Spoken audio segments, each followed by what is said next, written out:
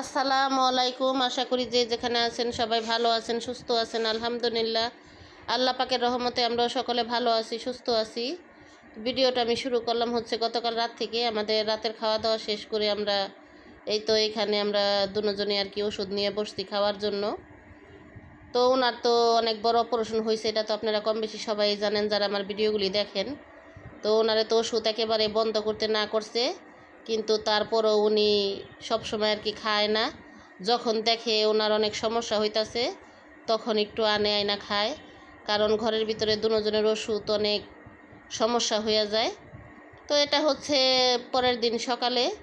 তো এখানে আমার ঘর দুয়ার কিন্তু এলোমেলো। আমি সকালে ঘুম থেকে উঠে বালিশের কাবারগুলো আর কি খুলে নিয়েছি, কারণ এই রুমের চাদরটা আজকে পাল্টাবো। আর এখানে রান্না বান্নারও আয়োজন করছি, কারণ আজকে অনেক সকালে ঘুম থেকে উঠছি। তো এখানে আমি ডাল ধুয়ে রাখছি, পাতলা ডাল রান্না করব। আর হচ্ছে মূলা দিয়ে চিংড়ি মাছ দিয়ে রান্না করব, আর হচ্ছে রুই মাছ ভুনা করব। তো এই হচ্ছে আমার রান্নার আয়োজন। আর এখান দিয়ে দেখেন, আপনাদেরকে তো আমি কদিন দেখাই নাই, কারণ আমার ফ্রিজটা কিন্তু আজকে 10-12 দিন ধরে আমার ফ্রিজটা নষ্ট হয়ে আছে। তো এইখানে আমার ফ্রিজের ভিতরে এখনও ওই যে বরফের মগ রাখছিলাম, এই মগটা আছে। আর হচ্ছে এই যে কাগজটা যে ছিল নিচে বিছানায়, কাগজটার ভিতরে না অনেক গন্ধ ছুটে গেছে। তো আমি এই কাগজটা এখন বের করব, বের করে, কারণ অনেক গন্ধ লাগে, আজকে অনেক দিন ধরে বন্ধ। তো মিস্ত্রি আনা হয়েছিল, ফ্রিজের মিস্ত্রি দেখানো হয়েছে। তো আনার পরে উনি বলল যে এটা ঠিক করতে, মানে কম্প্রেসার একেবারেই এটা নষ্ট হয়ে গেছে, এখন নতুন কম্প্রেসার লাগাতে হবে। আর এখানে দেখেন আমার কোটাকাটি শেষ। আর এখানে হচ্ছে আমি গ্যাসের চুলাতে মাছটা ভাজার জন্য বসাইছিলাম। তো চুলাটা নিভা গেছে, বন্ধ হয়ে গেছে, কারণ গ্যাসের লাইনে পানি, এই কারণে আর কি চুলা জ্বলে না, বারে বারে নিভা যায়। তো মেয়ে বলতেছে যে মা তাইলে কারেন্টের চুলাটা বের করে দেই, তুমি মাছটা ভাজা ফেলাও। তো কারেন্টের চুলায় মাছও ভাজা হয়েছে, আর হচ্ছে ভাত ডালও রান্না করা হয়েছে কারেন্টের চুলাই। তো এখানে কারেন্টের চুলায় কিছু রান্না করতে করতে এখানে কিন্তু গ্যাসটা চলে আসছে। আর আমাদের এই বাড়িতে কিন্তু গ্যাসে ডিস্টার্ব দেয় না, কারণ এখানে আসার পরে কিন্তু গ্যাসে কোনো সমস্যাই হয় নাই। তো এর আগেও একবার পানি ঢুকছিল গ্যাসের লাইনে, তো 7 দিন আমরা অনেক কষ্ট করছি। আর এবারও আজকে কিছুদিন ধরে আর কি লাইনের পানি ঢোকার পরে কিছুদিন ধরে আবার ডিস্টার্ব দিতে আছে। তো এখন বাড়িওয়ালা বইলা গেছে যে গ্যাসের লাইনের পানি ফালাই নিতে, তো আমরা ঠিকঠাক করায় নিব, কারণ গ্যাসের লাইনের পানি না ফালাইলে না রান্নাবান্না করন যাবে না। কারণ এটা দুপুরবেলা না গ্যাস একেবারেই থাকে না, কারণ যেহেতু লাইনে পানি, যখন সব জায়গার সবার কাজকর্ম শেষ হয়ে যায়, রান্নাবান্না শেষ হয়ে যায়, তখন আর কি আসে। তো 3টা-4টার দিকে আসে। তো 3টা-4টার দিকে রান্না করলে কখন খাবো বলেন? তো এই জন্য আর কি কারেন্টের চুলাটা বের করে ভাত ডাল রান্না করলাম, মাছ ভাজলাম। এগুলো করতে করতে না চুলায় দেখি জ্বালায় দেখি একটু গ্যাস আসছে। তো আসার পরে আমি এক চুলায় মাছ ভুনা করার জন্য পেঁয়াজ বাছতাছি, আর হচ্ছে আরেক চুলায় আমি যে মূলা তরকারি রান্না করার জন্য চিংড়ি মাছ কষাইতাছি। তো এই হচ্ছে আমার আজকের আয়োজন আর কি। তো আমার ভিডিওটি না টেনে সম্পূর্ণ ভিডিওটি দেখতে থাকুন, পাশেই থাকুন। ভালো লাগলে লাইক কমেন্ট শেয়ার করবেন, চ্যানেলটা অবশ্যই সাবস্ক্রাইব করবেন। তো আমার হয়তো মুখে একটু কথা বাজতাছে, কারণ আমার শরীরটা আজকে কিছুদিন ধরেই অনেকই খারাপ, কারণ ডায়াবেটিস অনেক বেশি বাড়তি, এজন্য আর কি আমার কথা একটু মুখে বাজতাছে। তো আপনারা কেউ কিছু মনে করবেন না। আর এখানে কিন্তু আমার মূলাটা কিন্তু আগের থেকেই সিদ্ধ করা ছিল। তো এখানে এখন শুধু কষায় অল্প করে পানি দিয়ে দিব। আর প্রতিটা সংসারে কিন্তু, ছোট সংসার হোক আর বড় সংসার হোক, ফ্রিজ কিন্তু ঘরের ভিতরে অনেক জরুরি একটা জিনিস।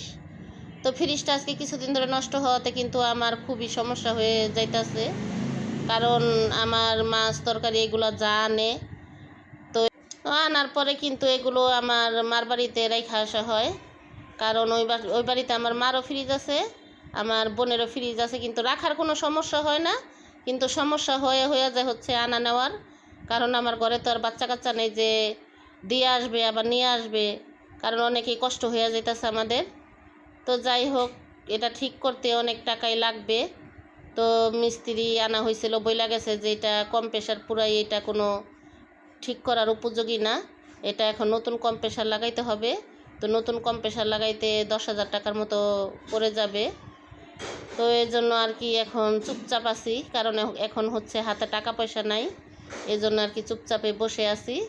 তো কষ্ট করতেছি, আর কি করব। তো যাই হোক, মানুষের জীবনটা এরকম, কখন কি হয় এটা একমাত্র আল্লাহ পাক ছাড়া কেউ জানে না। আর এখানে কিন্তু আমার ঘর এলোমেলো ছিল, আমি যে আমার এই চাদরটা মেয়ে বিছাইছে আর আমি বালিশের কভারগুলো আর কি লাগাই দিছি। তো এখানে সকাল সকাল কিন্তু আজকে রান্নার আয়োজন করাতে কিন্তু আমার ঘরের কাজকর্ম তাড়াতাড়ি শেষ হয়ে যাচ্ছে, আর আমার রান্নাবান্নাও প্রায় শেষ হয়ে আসছে।